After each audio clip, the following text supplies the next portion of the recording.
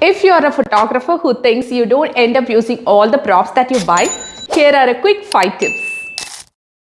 Experiment with your props to create unique setups and maintain a catalog of them. This will help your clients understand what you can offer.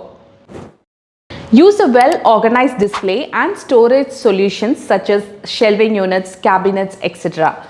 It will promote a smooth and efficient workflow, allowing you to use your energy on the creative process rather than spending time on searching your props or equipments.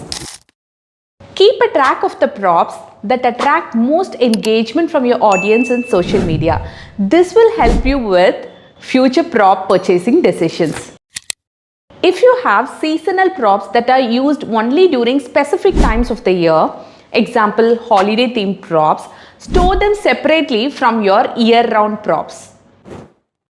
Periodically assess your prop inventory and remove items that are damaged or no longer needed or outdated.